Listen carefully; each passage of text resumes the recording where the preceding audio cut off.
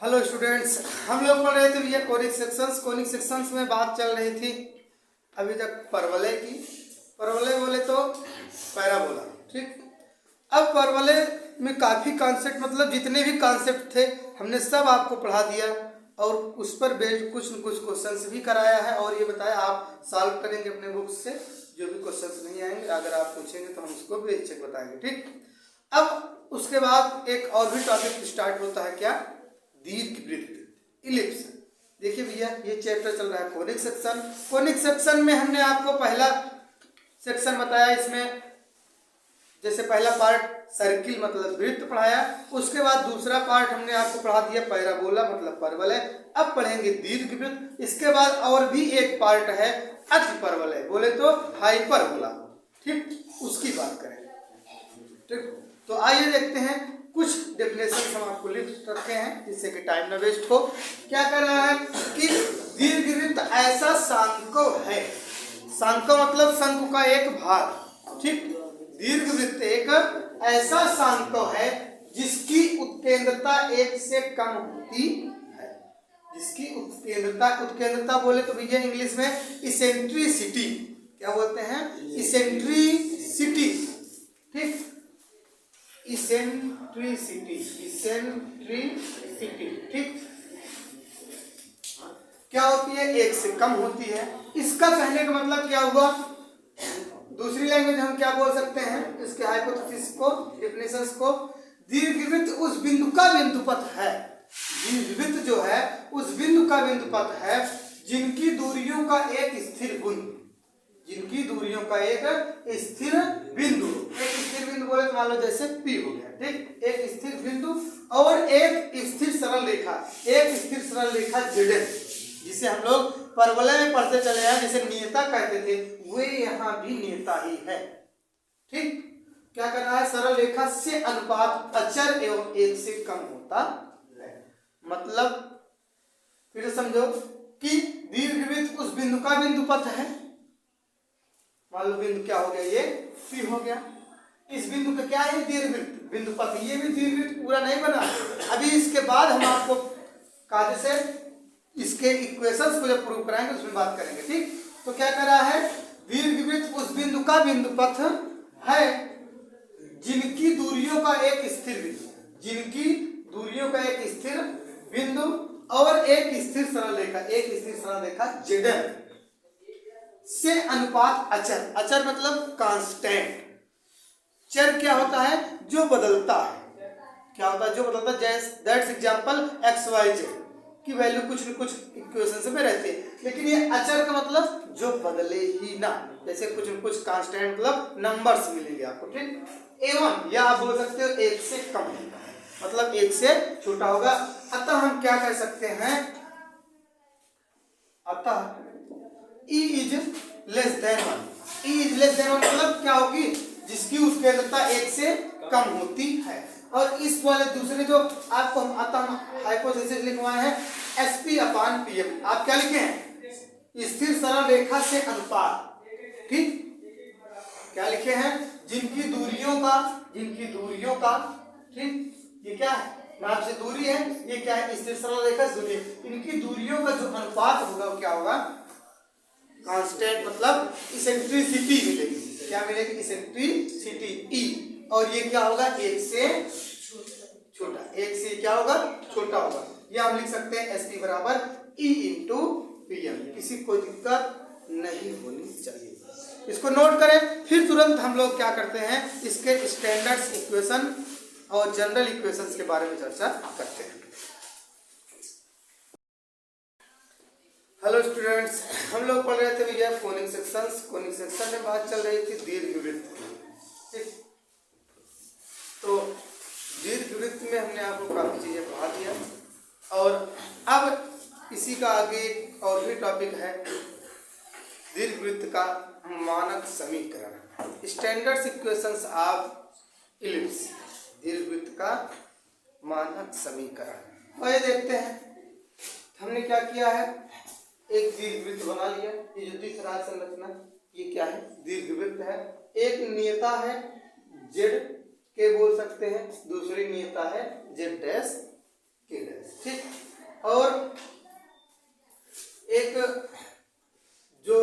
Theta का point Z है, ये क्या है, जो जेड है ये जेड डैश से पार करते हुए आगे निकल रहा है, मतलब ये क्या है, एक्स एक्सिस है, और ये जो ऊपर से वाई आ रहा है बी डैश, ये क्या है, वाई एक्सिस है। ठीक, और इस दीर्घवृत्त पर एक पॉइंट पी है जिसका निर्देशांक x, y है। ठीक, और उस पॉइंट से एक रेखा खींची गई है PS, दूसरी रेखा क्या खींची गई, PS डैश। ठीक, क्या खींची गई, PS डैश। तो ये जो P है ये A डैश का मिड पॉइंट है। ठीक, अगर इसको AC को स्मॉल a मानेंगे, इसको भी क्या मानना पड़ेगा, स्मॉल a। ठीक, क्योंकि दोनों दूरियां क्या है, बराबर है।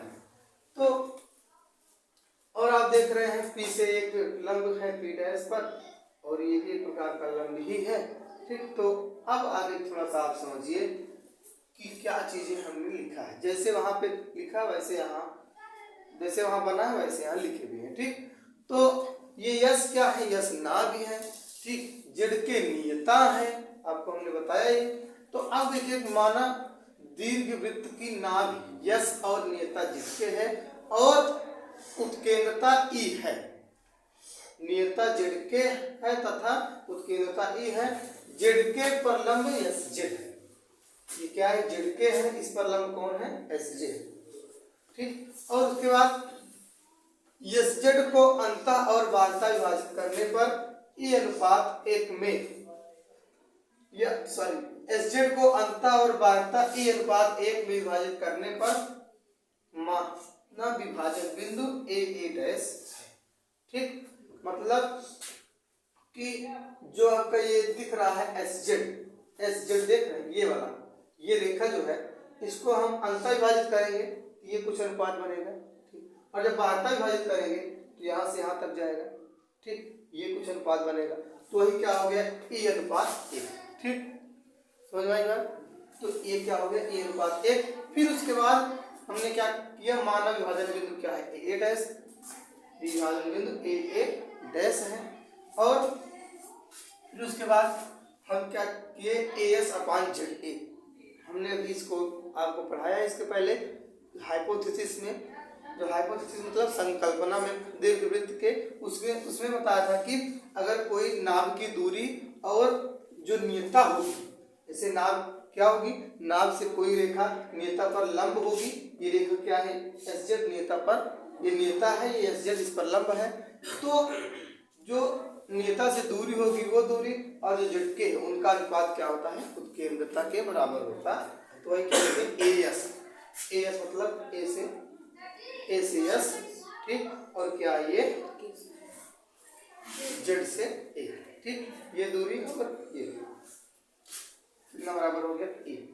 ठीक, और उसके बाद इसको ले गए उधर, एस बराबर A into Z A, question first बन गया। फिर उसके बाद उसी तरह से किए, A dash S, A dash S, ठीक, upon Z A dash, Z A dash.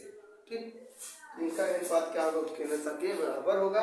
इसको भी क्वेश्चन सेकंड बना दिए। फिर दीर्घवृत्त की परिभाषा से हम कह सकते हैं ए और ए डैश दीर्घवृत्त पर स्थित बिंदु है। क्यों, क्योंकि जो दीर्घवृत्त है इन दोनों बिंदुओं पर एक्सिस को कट कर रहा है। जिस एक्सिस पर बना हुआ है, ये एक्स एक्सिस पर बना हुआ है, तो एक्स एक्सिस को ये ए और ए डैश पर काट रहा है। ठीक, आगे बात करें तो माना ए डैश बराबर 2a। भैया हमने अभी आपको पहले बताया ए डैश सी क्या होगा, ए, क्यों, क्योंकि सी मध्य बिंदु है। अगर इसको ए कहेंगे तो ये भी क्या होगा, ए। तो ए डैश सी ए सी ए, तो ए से ए डैश क्या हो जाएगा, 2a हो जाएगा। तो ए से ए डैश बराबर क्या होगा, 2a। और सी क्या है, ए डैश का मध्य बिंदु है, तब सी ए बराबर सी ए डैश, सी ए बराबर सी ए डैश बराबर ए हो जाएगा, जो भी हमने बताया। ठीक, किसी कोई दिक्कत है ना, तो नोट करिए, इसका स्क्रीनशॉट कीजिए, फिर उसके बाद आगे हम बढ़ाते हैं।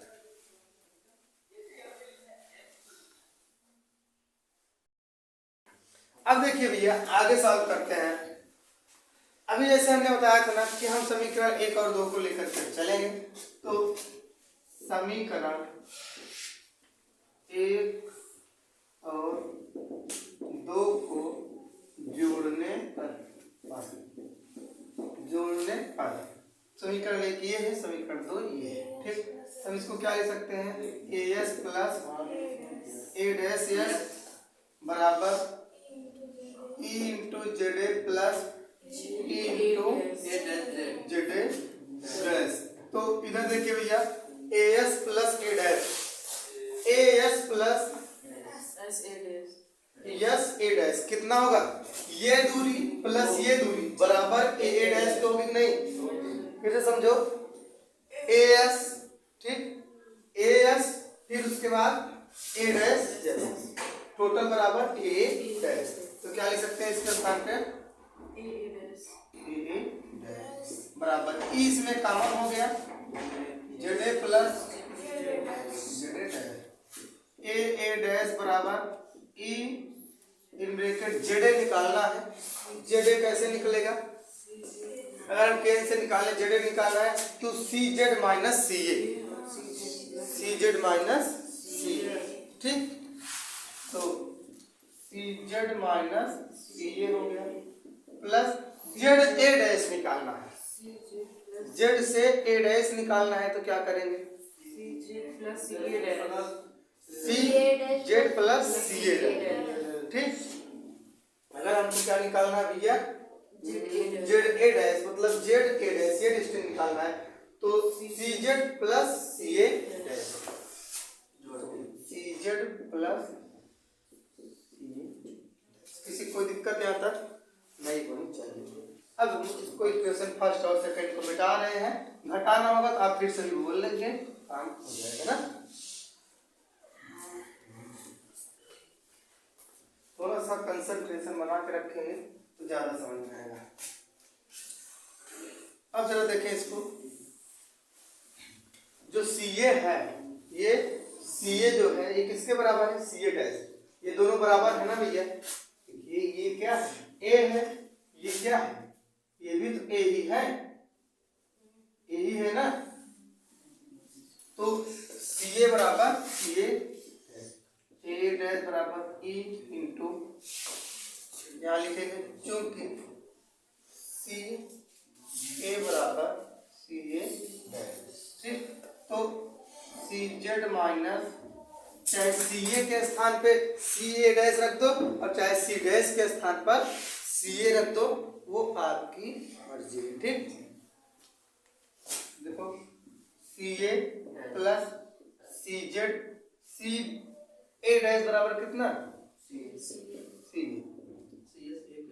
सी ए कैंसिल हो गया, तो ए डैश बराबर ई इंटू सी जेड कितना, 2cz, ठीक, और ये क्या हो जाएगा, ए डैश बराबर, और ए डैश की वैल्यू आपको पता है, ए डैश की वैल्यू कितना भैया, 2 है, ठीक, तो 2a बराबर ई इंटू 2cz, 2 से 2 कैंसिल, तो a बराबर ई इंटू सी जेड, तो सी जेड बचा रहेगा, इस तरफ लिख ले रहे हैं a अपान ए,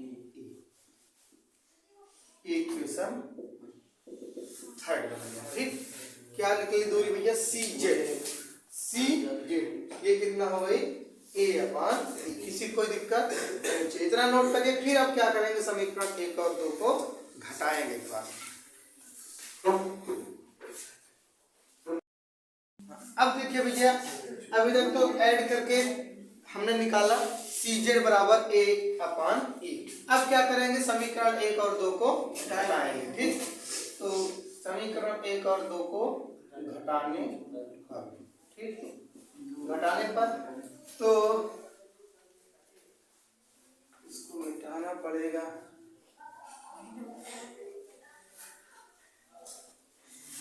ठीक। ये देखिए समीकरण 1 और 2 जोड़े थे, अब इसे क्या करेंगे भैया, घटा देंगे, ठीक।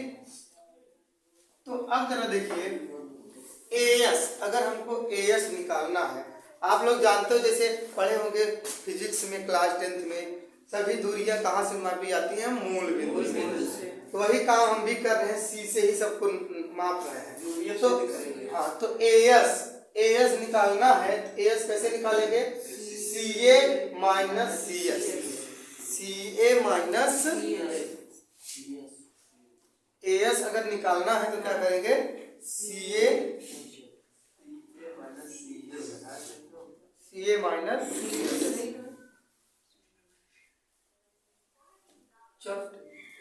एक मिनट, थोड़ा सा उल्टा क्या हुआ है? हमको समीकरण 1 और 1 से 2 को घटाना है, तो हम सॉरी 2 से 1 को घटाना है, तो क्या कर रहे हैं? 1 से 2 को घटा रहे हैं, तो ये थोड़ा सा उल्टा आ सकता है। ठीक, तो चलिए करते हैं, देखते हैं। अगर कुछ गलत होने की संभावना होगी तो उसको चेंज किया जाएगा। तो एएस के स्थान पे क्या लिखेंगे? एएस के स्थान पे हम लोग लिखेंगे CA plus CS, sorry CA minus CS, CA minus CS, CA minus CS minus का ए dash S, A dash yes निकालना है। कैसे? CS plus CA dash.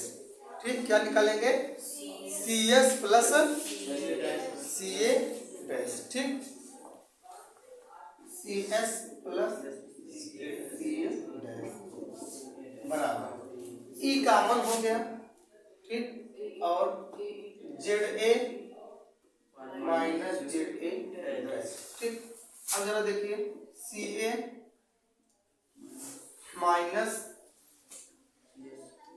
CS minus CS. और एक चीज देखिए थोड़ा, सी ए डैश बराबर सी ए होगा, सी ए डैश बराबर सी ए। ठीक, क्या लिखेंगे? क्योंकि सी ए डैश बराबर सी ए, तो यहाँ पर क्या है? सी ए डैश में क्या रखेंगे? Minus plus minus C is equal to E Z A minus Z A dash, Z A minus Z A dash. मतलब क्या होगा? जेड ए ये दूरी, ठीक, और क्या ये दूरी, ये जेड ए में से क्या निकालना है हमको? जेड ए डैश, मतलब कम में से ज्यादा निकालना है तो माइनस में आएगा, तो क्या होगा? माइनस, देखो थोड़ा सा दिमाग लगाओ, Z A minus Z A dash क्या होगा? इतने में से हमको क्या करना है? इतना निकालना है, तो क्या बचेगा? यही तो बचेगा। ठीक, तो क्या हो जाएगा?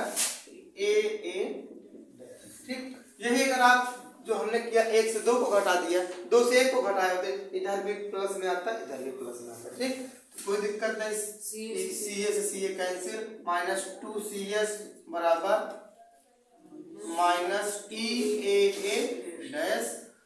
ठीक, माइनस से माइनस कैंसिल।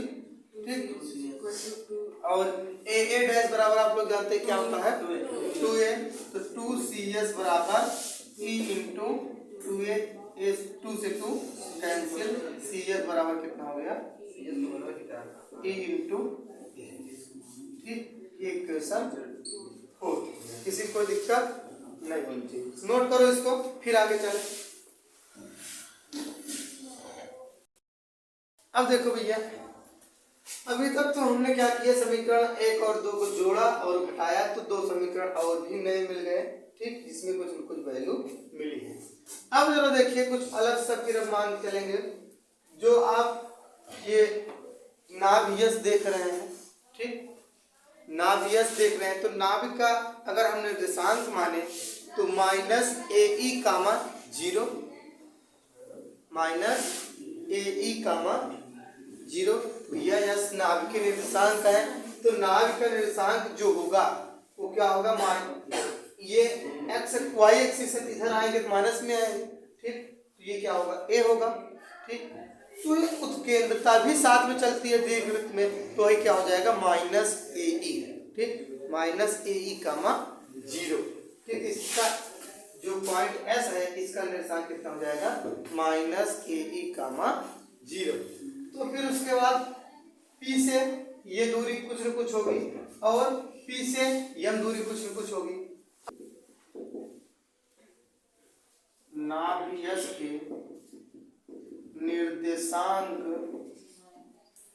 माइनस AE कामा 0 है, माइनस AE कामा 0 है। ठीक, और नियता का समीकरण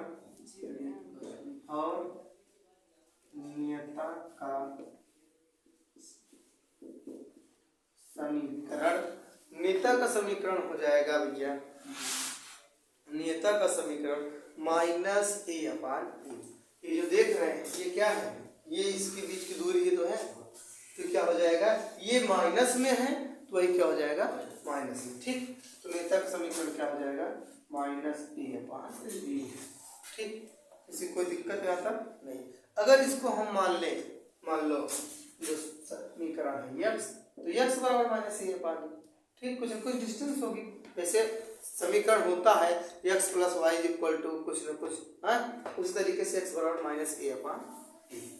अब आगे बात चलेगी। ठीक, इतना है तो क्या करेंगे, अब दीर्घवृत्त की परिभाषा से क्या करेंगे, PS अपान PM बराबर E। तो PS बराबर E इंटू PM। तो PS निकालना है, PS निकालना है, इसका निर्देशांक पता है, इसका निर्देशांक पता है, दो बिंदुओं के बीच की दूरी का फार्मूला लगा देंगे। ठीक, तो क्या हो जाएगा, x वहां का x माइनस AE। देखो यहाँ पे क्या होगा, यहाँ का निर्देशांक क्या होगा, AE माइनस AE कामा 0 है। ठीक, तो अब क्या करेंगे, यहाँ पर हम माइनस AE, तो x माइनस AE ठीक का होल स्क्वायर प्लस फिर उसके बाद y माइनस 0 का होल स्क्वायर बराबर E इंटू PM, डिस्टेंस कितना है,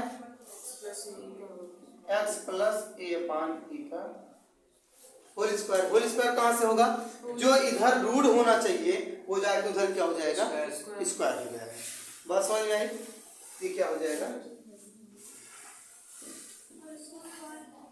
ठीक, हाँ बोलिए, कोई दिक्कत किसी को। ये दो बिंदुओं के बीच दूरी फार्मूला लगाएंगे तो यहाँ रूट रहेगा, ये रूट जाके उधर क्या हो गया, स्क्वायर हो गया। अब चलिए आगे,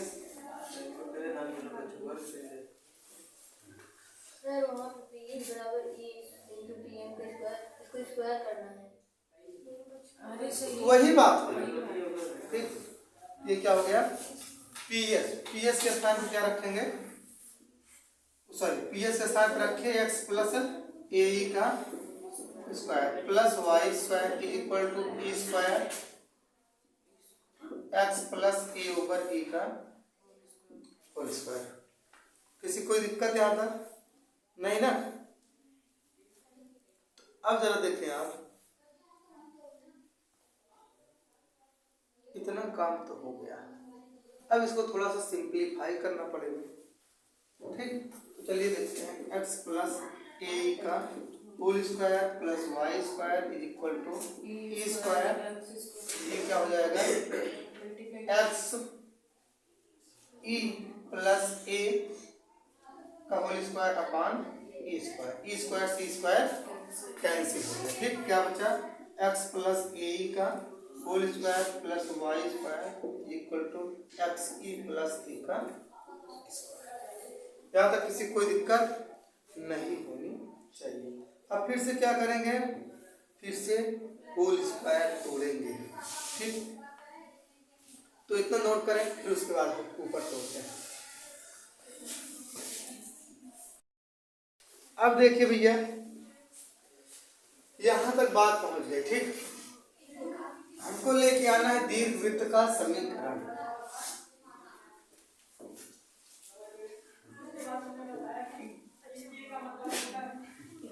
तो अब इसको तोड़िए, a प्लस बी का होल स्क्वायर, ठीक, और यहाँ भी a प्लस बी का होल स्क्वायर। तो ये तोड़ोगे तो X square plus A square E square plus 2XAE, ठीक, plus Y square is equal to X square E square plus A square plus 2XEA, ठीक। तो 2XEA दोनों तरफ है तो कैंसिल, ठीक। और इधर देखिए, इसमें एक्स स्क्वायर कॉमन है, यहाँ भी एक्स स्क्वायर है, तो इसको इस तरफ ले आइए, X square plus X square into minus E square, ठीक। अब इधर देखिए, इधर ए स्क्वायर है, ए स्क्वायर इसमें भी कॉमन है, ये उस तरफ जाएगा, plus Y square is equal to A square minus A square E square, ठीक। एक्स स्क्वायर कॉमन कर लीजिए, क्या हो, कोई किसी प्रॉब्लम है क्या? तो एक्स स्क्वायर कॉमन होगा तो 1 minus E square into X square, ठीक, प्लस का Y square is equal to, ये क्या हो जाएगा, A square common 1 minus E का 1 minus E square into A square, ठीक। यहाँ तक किसी कोई दिक्कत नहीं होनी। अब क्या करेंगे हम, ये जो RHS में है 1 minus E square into A square से डिवाइड कर देंगे, ठीक। अब 1 minus E square into A square से दोनों पक्षों में भाग करने पर, ठीक। तो जब भाग करेंगे तो क्या होगा, 1 minus E square into X square upon 1 minus E square into A square, थोड़ा सा मिटा दे तो,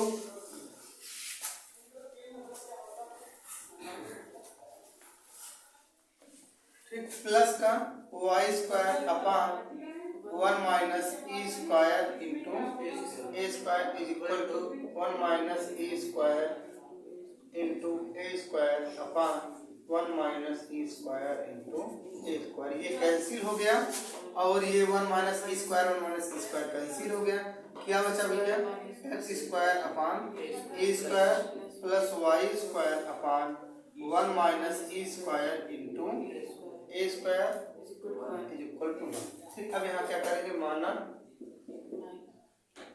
क्या होगा, ये 1 माइनस, या इसको ऐसा लिख सकते हैं, बी स्क्वायर बराबर 1 minus E square into A square, ठीक।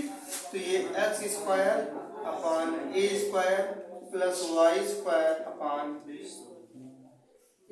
स्क्वायर इज इक्वल टू, यही क्या होगा, दीर्घवृत्त का समीकरण, यही दीर्घवृत्त का समीकरण होगा, ठीक। किसी कोई दिक्कत नहीं होनी चाहिए। तो नोट करें, बने रहें, जुड़े रहें, लक्ष्य एकेडमी के साथ सफलता अवश्य मिलेगी। जय।